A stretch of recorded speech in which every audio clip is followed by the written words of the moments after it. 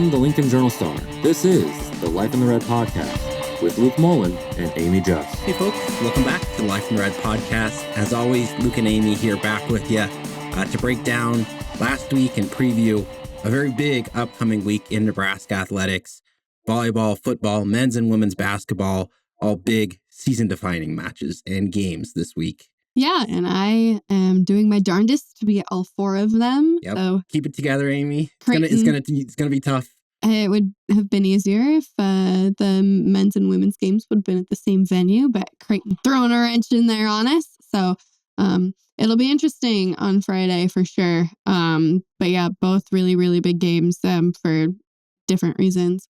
And then obviously massive matches here on Saturday. Well, I guess that you could call it a football match, I suppose. Football game, a volleyball match. It's gonna be a weekend. Yep. We'll see if I survive it. Somebody's got to do it, and you're doing it for all the people out there that are like, what would it be like to subject yourself to something like that? Hell, no. The week of insanity is what I've been calling it, because there was also a women's game last night as well. Yep, keeping the coffee running, that's for sure. Mm-hmm. So let's start off with a quick recap of how Husker volleyball is doing right now. No change to their fortune, still rolling. Recent wins over Minnesota. The Gophers did take a set in that one. They also defeated Indiana. Gosh, love those home state uniforms that they wore against the Hoosiers. Those are nice whenever they break those out. But 16-0 in Big Ten play. So impressive. They play at Iowa today as we record this Wednesday. But the big one, of course, Wisconsin, Nebraska, part 2 this Saturday night. And everything Nebraska did on the road. I mean, do you expect a response from the Badgers in this one? Yeah, I do. I think that while this season hasn't gone the way that Wisconsin has wanted, I think there's still a lot of really great things about the Badgers. Like, you cannot count them out. I even though Nebraska swept them earlier this season, I don't expect a sweep to come easy for Nebraska. Holding the Badgers to as low of a hitting percentage as they did in the first match, I don't expect that to happen again. But you never know in rivalry games what's going to happen. But yeah, I expect Wisconsin to come to play. Yeah, I mean, the defense, they're playing really well. Mm-hmm. But still, I mean, to equal, as you said, what they did against Wisconsin, that'll be tough. So much firepower that the Badgers bring to the table. So again, that will be Saturday night. Let's get into our Husker Hoops updates, starting with the women's basketball team. And they're holding strong in terms of their season record, 5-0. Really had a game that kind of jumps off the page to you. 113-70 over South Dakota. Get this from three-point range, 20 for 34. Yeah. That's nuts. It's bananas. Yeah. Obviously not sustainable, but crazy that happened. New program record. But yeah, that's where you get that 113 from. Yeah, one of the fourth highest score in Nebraska women's history. Not bad. Yeah, and really, all around day for the team. 33 assists overall. Most of the players on the team got involved with that. They were able to empty the bench. Big blowout win. Season's going well. All is well in Husker world until this recent 37-point win over North Alabama. Really serious potential injury that happened to forward Natalie Potts. You were there. Mm-hmm. Just what was kind of the scene? And from what you described, it sounded like everybody there kind of knew that it was very serious right away. It was horrific. You could hear her crying from upstairs. The DJ had to put the music back on. And it was a routine step. It wasn't anything out of the ordinary. It wasn't, banged knees.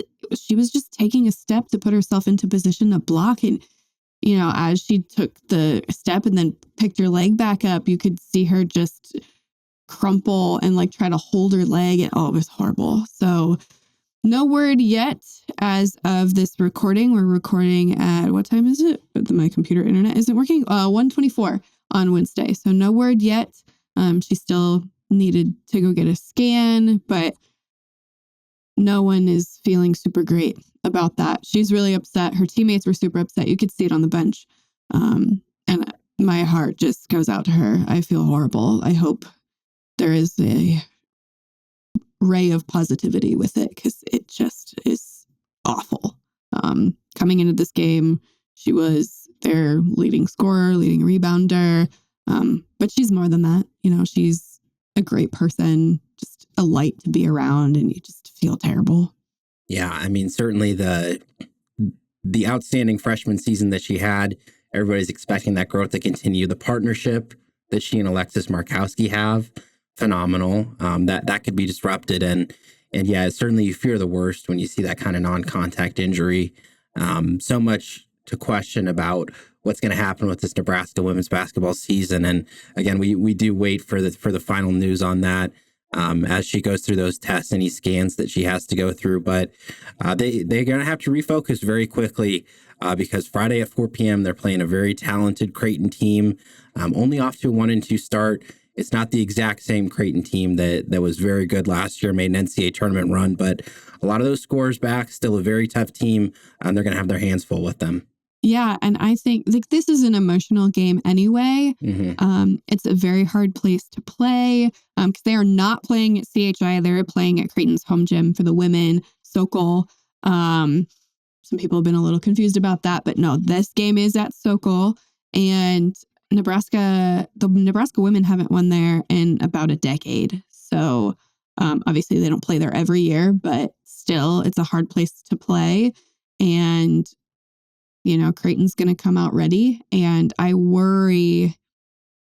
do think Nebraska is better, as a team right now, but I wonder if the emotion of whatever the final word is regarding Natalie, if that will leach into the game or not. Yeah, that one's going to be tough. I think you look at maybe the opening 10 minutes of that game is going to be really important just to settle in, make sure that they still have that rhythm to their play. Because, yes, it will be tough. The fans are kind of on top of you there. Mm-hmm. It can be loud, very, very interesting environment. And as you said, just all the consideration about their season, potentially being without Potts there. We will see what happens with that as the women's basketball team continues. But men's basketball, they will also be at Creighton this week. And their recent results to go over, an 86-60 win over FDU, really controlled the glass, did well rebounding in that one, but only 25% from three-point range. That's something that continues to show up for this Nebraska team, just that consistent scoring. And that was also the case when they played St. Mary's as well. Yeah. They still, for whatever reason, cannot get the lid to come off from deep. And that's not what you want when you're in a one possession game with the ball and you need a 3 to tie to force OT. In a interesting development, Connor Sejan was not on the floor for that final possession. Speaking with Fred Hoiberg today, he said that was his mistake.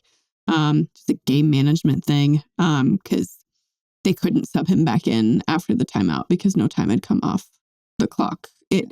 Weird situation there. Weird clock rules. But they could not put him back in. So should have put him in a little bit earlier, but if you wanted to avoid that, but couldn't put him back on the floor. They schemed something up for Bryce, which is who you should go to in that situation, but it was not a great look there. And it, didn't fall. Yep. Contested 3-point shot at the end of that one. 77-74 loss. That was to St. Mary's in the Pentagon up there. But I mean, it was close. It was close throughout. Nebraska, both teams went on some different runs in there. Bryce Williams, as you said, had a great game. Shot 8 of 12, scored 28 points. So earned his right to take that shot. But defenders in his face did not fall. And Nebraska 5 of 17 from beyond the arc. St. Mary's 11 of 23. That is the difference that cost Nebraska that game. Yeah, and a lot of turnovers too for Nebraska. Their assist to turnover ratio is not great right now. It's a point of emphasis as they go into this Creighton game.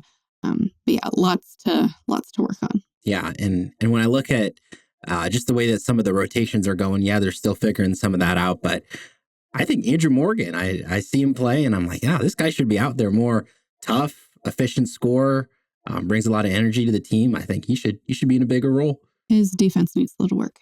All right, you're bringing me back down a little bit there. But no, I really Yep. like watching Andrew play. But yeah, they need, and it's not just his defense that needs some work. Connor's is an issue as well. But they're working on it. But yeah, no, but as we talked about with Fred today, they are going to need Andrew to get going against Creighton, because it can't just be Braxton against Ryan Kalkbrenner. You're going to have to send an army after him. Yeah, that is going to be a tough matchup, and probably that matchup to watch. How does Nebraska slow down Ryan Kalkbrenner? Creighton's elite big man, has put up some big scoring games this season already, has a lot of really excellent post moves. And as the Huskers get ready to face number 14 Creighton, this is a series that Creighton has dominated, but 2 years ago, very, very good Creighton team, Nebraska, rolled into Omaha and knocked them off. I mean, do you think that potential is still there if things are clicking for Nebraska to take down this Creighton team? I think so much would have to go not just in Nebraska's favor, but against Creighton. I don't, and you can old takes expose me if I'm wrong. I don't care. I just don't see it happening. I hope it is more competitive than last year, because Creighton embarrassed Nebraska at Pinnacle Bank Arena last year. It was not good. It was not close. It was ugly. Granted, they don't have Baylor Shireman, which is helpful, but they still have like 9 million other guys that get the job done. So yeah, I think Creighton does not have the level of shooting they did last year, but again, you look at some of the inside presence that they have. I mean, they can make Nebraska pay in that area. So yeah, and I don't think, and the question that you asked was, how does Nebraska limit Ryan Kalkbrenner? I don't think they can. And that's not a knock against Nebraska. I think that's just how good Kalk is, and how good he is at not fouling, and how he draws fouls. It would not surprise me if Braxton fouls out incredibly early in the second half. Yeah, I think that's definitely possible. I just, he is so good, and his stamina is phenomenal. Like, you don't see a ton of big guys like that playing for 80% of the game, 90% of the game, and putting up numbers like he is. I just think that is a very bad matchup for Nebraska. And you just have to hope that he misses, because I don't think there's anything Nebraska can do to really stop him, because they've played some pretty talented teams thus far, and doesn't matter. Yeah, I mean, that's a potentially All-American big man that they're going up against. So that will be the matchup to watch. Again, that is Friday night. Nebraska at number 14, Creighton, both those basketball games being played in Omaha for the Husker Hoops teams. Not the same venue. Yep. Don't forget. Close by, but not exactly next door. I just don't want people showing up to the wrong place for the women's game. Yep, that would be bad. Mm-hmm. Certainly would have been bad showing up to the wrong place in LA. There were a lot of Nebraska fans out there. They made themselves known. Showed up for that USC game. And let's get into that one. 28-20, the Trojans defeated Nebraska. We've had a chance to, let that game simmer a little bit, but obviously the thing everybody's looking for, Dana Holgerson, first game, him leading the offense. How'd it look? Better. I thought it looked pretty good. Not excellent. Not great. Yeah. But better. There's still some issues for sure. You're not gonna make things perfect overnight, but looked better, looked more smooth, faster, I would say. But still a work in progress. Yeah, I liked, they ran a few more slants. They did a few more of the quick passing. Concept, which I do not remember seeing much of this season. Yeah. So they were good at utilizing the quick passing game, did a pretty good job there. So I thought that was positive, but it's also interesting, hearing from the players and the coaches after the game. What everybody said was it was a simplified game plan, and they liked it. That worked. They liked the way that things executed. And yes, the points maybe weren't there, but the process, that was what they're talking about with the simplified game plan. All right. But how do you go from week 1 with Dana to week 2 with Dana? Like, what will that look like? That's what I'm more intrigued with for this week. Yeah.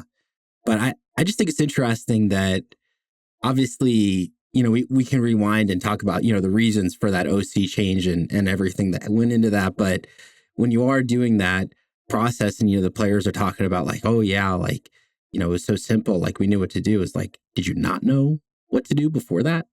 So I see where you're coming from with that. I don't read into it that way. I just read into it that Dana doesn't have enough time to learn every single thing in that playbook and all of their different concepts and all of the different things that Sat had going on. So I think he just took a portion of it that you can build off of and be pretty simple in that way to help himself out, because he doesn't have all the time in the world. There's only 24 hours in a day. He works 16 of them. And that's what he said. I'm just not pulling that number out of there. But yeah, so I think that's more so where they were coming from, is that it's simple because Dana doesn't know the playbook like the back of his hand, because it's not his playbook. It's not the one that he's familiar with. It's not in a language that he knows.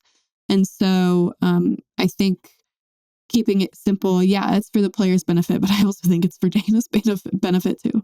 Yeah, that's valid. So everybody was on the same page, definitely. And also is interesting, Junior and Bonner, he got utilized in a big way. Good. Yep. They need to use. I was clamoring for it all year. Yeah, they need to use him more. He's a unique player that a lot of teams do not see a guy like that. So yeah, him and Heinrich need to be used more. They are weird is not the right word, because that feels mean, but they're different. Like there just aren't guys like that on every college football team everywhere. Yeah, and some of the blocking was better on the perimeter too. Still need more from the ground game. These were two things that Holgorsen talked about during the week. And that was interesting as well versus the Nebraska defense in this game. They had some moments too as well. Sire Wright, he had a nice pick six.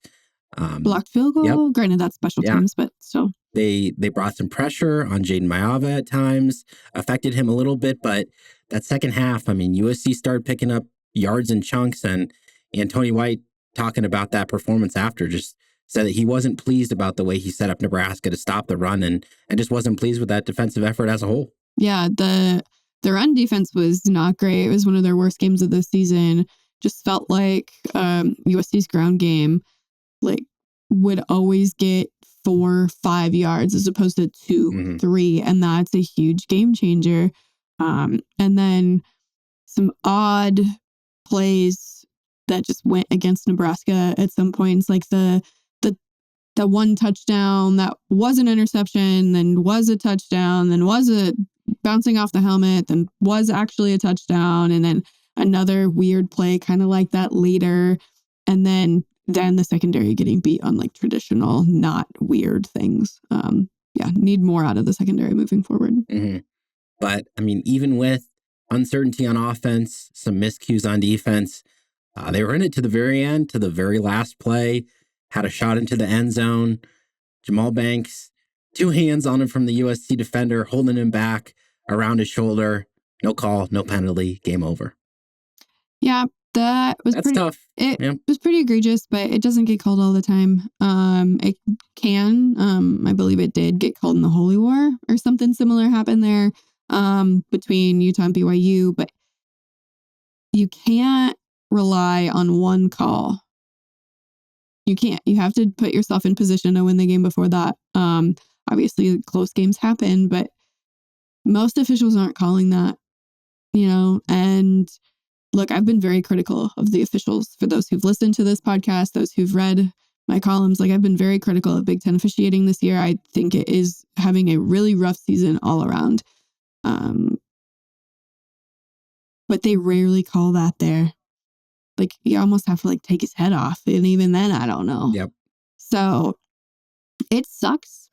It should have been called, but in that situation, it rarely is. And as Matt Rule said, I don't know what to say anymore.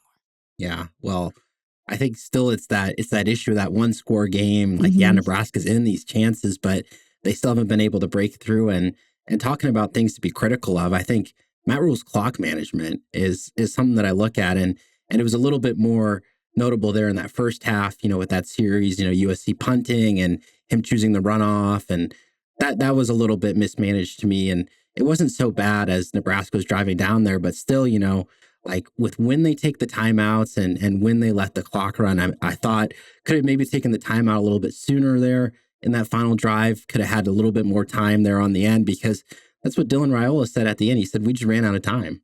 Yeah, which is never what you want. Yeah, exactly. So I think those end of game situations, those could be managed a little bit differently, but Nebraska, they were in it. And that offense showed enough to potentially get the job done. As again, Dana Holgorsen assesses that situation. We talked to him on Tuesday.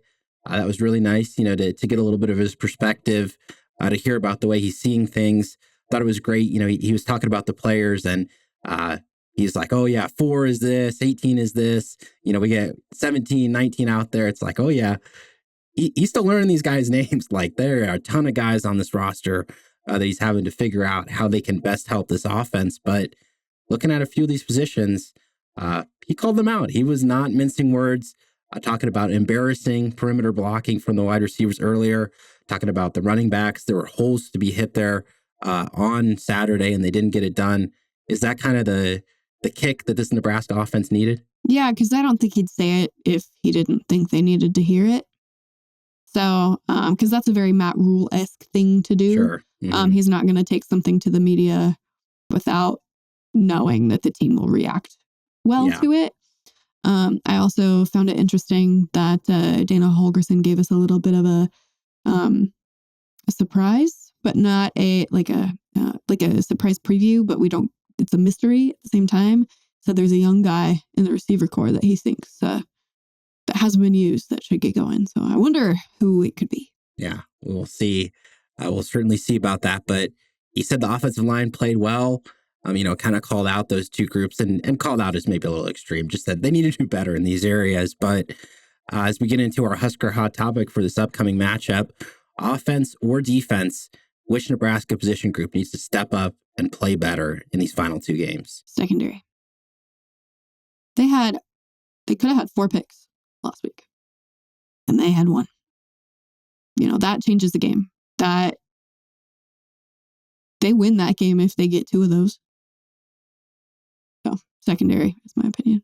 Well, the good news is the caliber of quarterbacks that they're playing in the next 2 weeks is. I know, but still, like, the secondary needs to step up. I think that they have it in them. There's a lot of veteran guys in that room, and they can do better, not just for themselves, but down the stretch. Yeah, I'm gonna copy Dana Holgersen's homework and just roll with something he said. I think it is the running backs in part. I think that running game struggles, I think, is part the philosophy, the dedication, the establishment of the run that Nebraska has. And it is partially the way that they use these running backs. But at the end of the day, we hear about what Matt Rule's saying, like the scheme is good. They call the plays that they're going to call. It's all about the players going out there and making plays. Well, Emmett Johnson, I thought he was phenomenal. Mm-hmm. Made some great cuts there against USC. But what Matt Rule and Dana Holgorsen are looking at, like, it's just that one extra cut. Like, makes one cut, makes one guy miss, do it again, and it could have been a touchdown. So there's just those fine margins that they're maybe playing well in these moments. They're executing the rep right, but they're not making it a game-changing play. And I'm not sure what the exact answer is there at the running back position. This rotation, it continues to confuse me every week. I thought Dante Dowdell was obviously going to be the workhorse in this backfield. Sounds like he was a little dinged up heading into that game, so that impacted things. But he's not been that 20-carry guy that we maybe thought he would be after he exploded out there early in the year. And Emmett Johnson has looked so good when they've gotten him out there. I just think keep feeding that guy the ball. Yeah, I agree with that. Yeah. So as we get into scouting Wisconsin, then important to talk about the Badgers' season journey because they're in a semi-similar spot to Nebraska in this one. They're also 5-5. So whoever wins goes to a bowl game. Whoever doesn't is going to have a really tense rivalry game coming up next week. And the way this season has transpired, really tough start for the Badgers. Lost their star QB, Tyler Van Dyke, to an ACL injury. It was kind of like the sky's fallen. The season is in disarray. They win 3 games. They dominate them all. And it's like, okay, Wisconsin's back. and then suddenly the struggles come back. They've lost 3 in a row. They've looked very bad in 2 of those losses, but they did look really good last week, 16-13.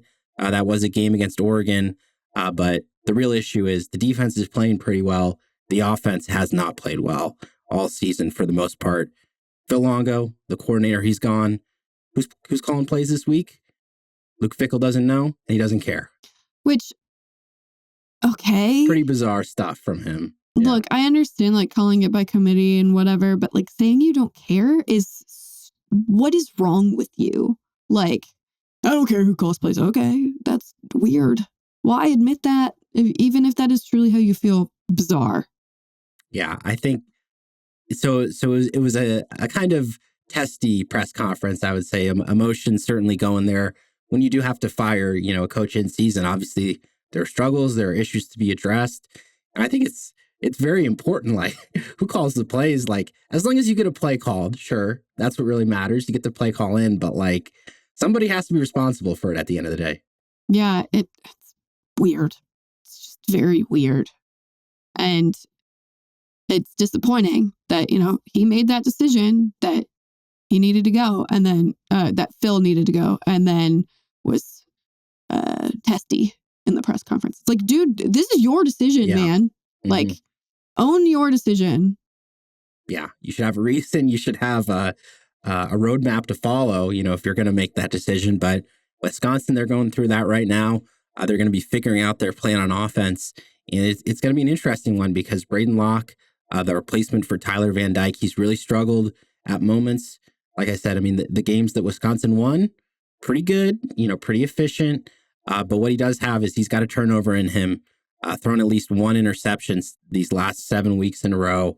So the big turnover struggles, the inaccuracy at times, that has what has really limited this Wisconsin offense. But they got a stud running back, Toby Walker, who has a great story, by the way. Was away from football for a couple of years, went JUCO, and has finally broken through as that star running back for Wisconsin. So he is the top guy that's going to pace this offense.